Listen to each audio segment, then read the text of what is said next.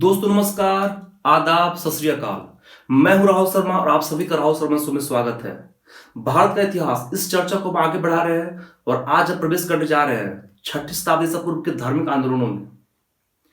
6ठी शताब्दी का धार्मिक आंदोलन क्या था, उसका भारत के राजनीतिक, धार्मिक और सामाजिक जीवन पर क्या प्रभाव पड़ा, इन सारे विषयों में चर्चा करेंगे। तो वीडियो को स्किप ना करें, पूरा देखें। तो चलिए शुरू करते हैं।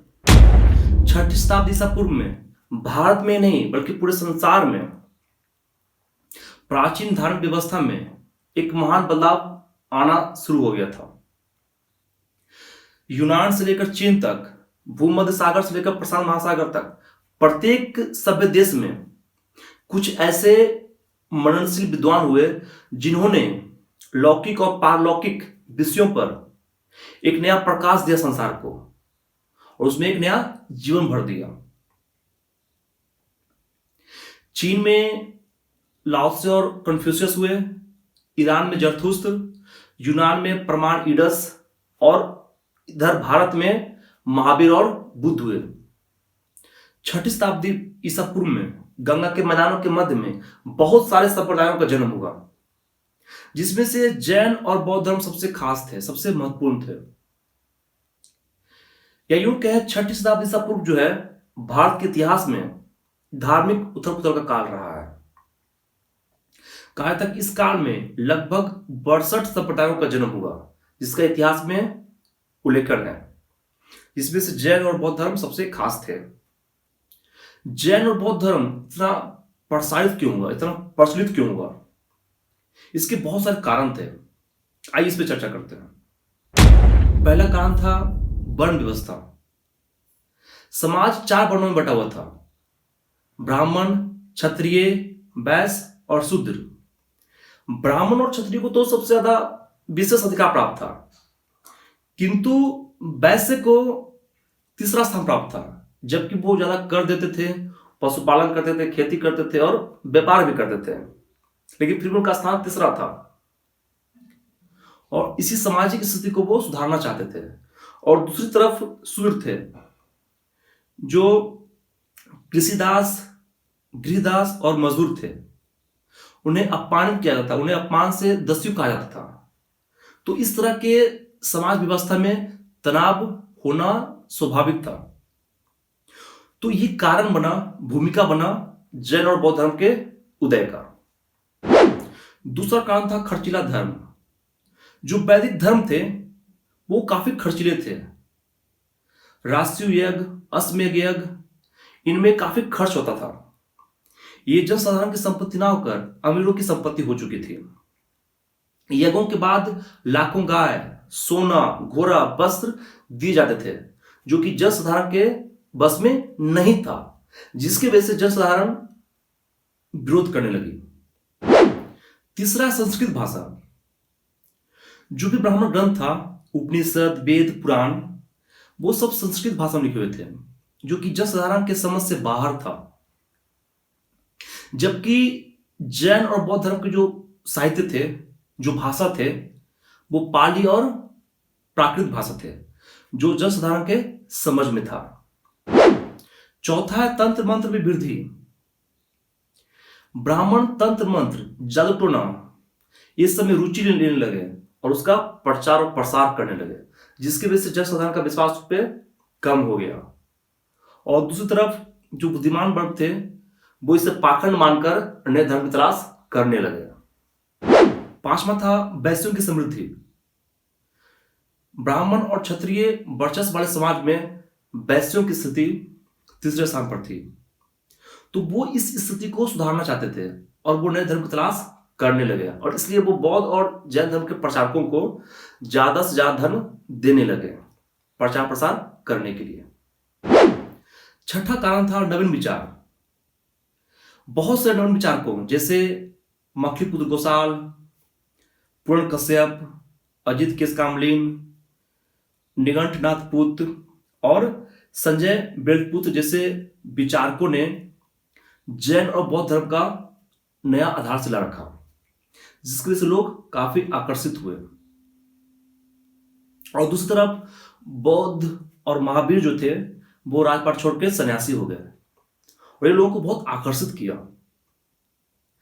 और इसकी वजह से दोनों धर्मों का प्रचार प्रसार काफी तेजी से हुआ।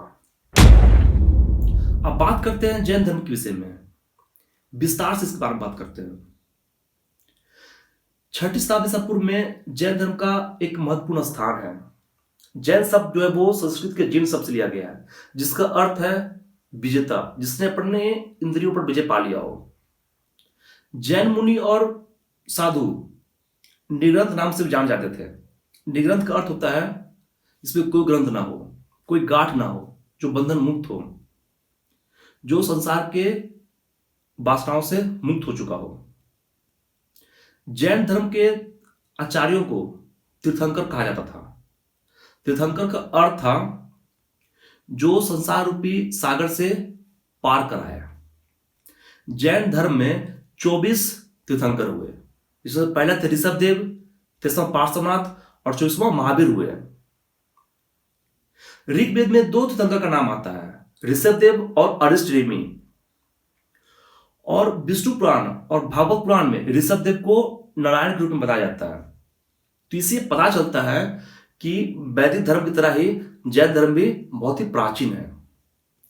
23वें तीर्थंकर का जन्म महावीर के 250 वर्ष पहले हुआ, जिनका नाम पार्श्वनाथ था।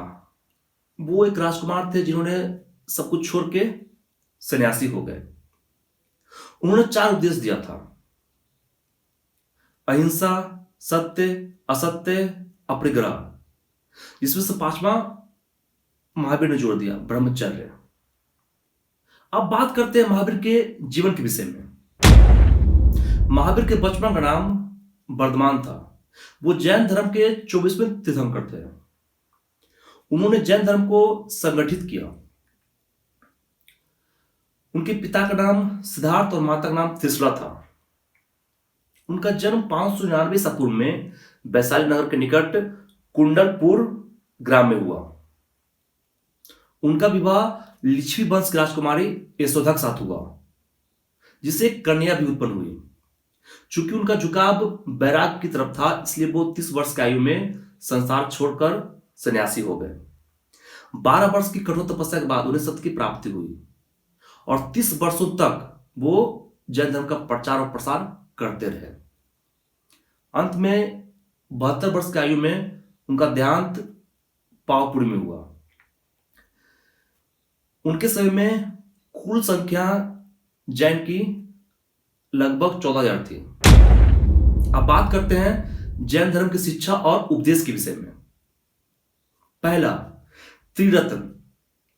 महावीर स्वामी ने कहा था किसी व्यक्ति को आत्मज्ञान प्राप्त करने के लिए उसे 3 सिद्धांतों को पालन करना पड़ेगा, सम्यक ज्ञान, सम्यक कर्म और सम्यक विश्वास। दूसरा उपदेश था उनका 5 व्रत। 5 व्रत में पहला था अहिंसा। जैन धर्म में अहिंसा पर अत्यधिक बल दिया गया है। अहिंसा से मतलब है किसी भी जीव को नुकसान नहीं पहुंचाना, हानि नहीं पहुंचाना। इसलिए जैन मुनि मुंह पर पट्टी बांधते हैं, पानी छान कर पीते हैं और नंग पैर चलते हैं। रात्रि होने से पहले भोजन कर लेते हैं। 5 व्रत का दूसरा नियम था सत्य वचन।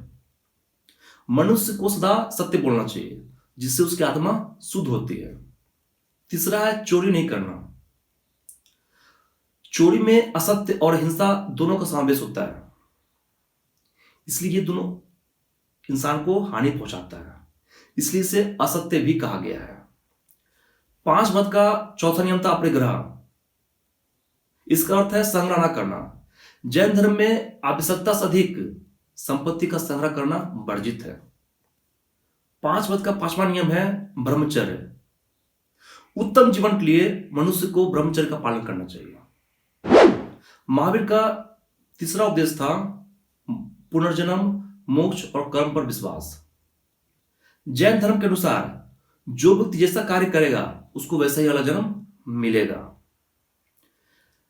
किसी व्यक्ति को मोक्ष तभी प्राप्त हो सकता है जब वो अच्छे कर्म करेगा। और किसी ने गलत किया है, गलत कार्य किया है, कुछ पाप किया है, तो उस पाप को भोगने के लिए आत्मा को बार बार जन्म लेना पड़ता है। महावीर का चौथा और आखिरी उपदेश था तप और उपवास।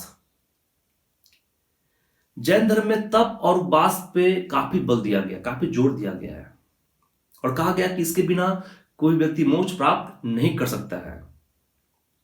इसलिए जैन धर्म में आमरण अनशन को काफी आदर्श बताया गया, काफी महत्वपूर्ण बताया गया है। जैन धर्म के पतन का पहला कारण है प्रचार का अभाव। जैन मुनि बौद्ध भिक्षु की भांति अधिक परिश्रमी नहीं थे, इसलिए वो प्रचार प्रसार करने में ज्यादा समय नहीं लगाए, परिश्रम नहीं किए। दूसरा है अहिंसा पर जोर। जैन धर्म में अहिंसा पर अत्यधिक जोर दिया गया, जिसके लिए क्षत्रियों को यह अपनाना कठिन था और दूसरी तरफ शूद्र जो थे वो मांसाहारी थे, उनके लिए वह अपनाना कठिन था। तीसरा है घोर तपस्या। जैन धर्म में घोर तपस्या की जाती है, जिससे शरीर शुक्र काटा जाता है और इसका अनुसरण करना जनसाधारण के लिए संभव नहीं था। चौथा है ब्राह्मण धर्म से पृथकता का अभाव। जब जैन धर्म का उदय हुआ तो वो ब्राह्मण के बुराइयों और कर्मकांडों की वजह से हुआ, लेकिन बाद में जैन धर्म जो है ब्राह्मण धर्म से खुद को पृथक नहीं कर पाया, अलग नहीं कर पाया। ब्राह्मणवाद के अनेक सिद्धांत, बहुदेववाद, भक्तिवाद, धन के महत्व, धार्मिक और सामाजिक संस्कारों कर्मकांडों को जैन धर्म में समावेश हो गया, जिसके वजह से जनसाधारण को लगा कि दो धर्म में कोई खास अंतर नहीं है, इसलिए वो जैन धर्म से ज्यादा आकर्षित नहीं हुए। जैन धर्म के पतन का पांचवा और आखिरी कारण था जैन धर्म का विभाजन। जैन धर्म का विभाजन हो गया, वो दो भागों में बट गया, दिगंबर और श्वेतांबर, जिससे धर्म दुर्बल हो गया और प्रचार प्रसारों में भी अवरुद्ध आने लगा। आज के इतना ही।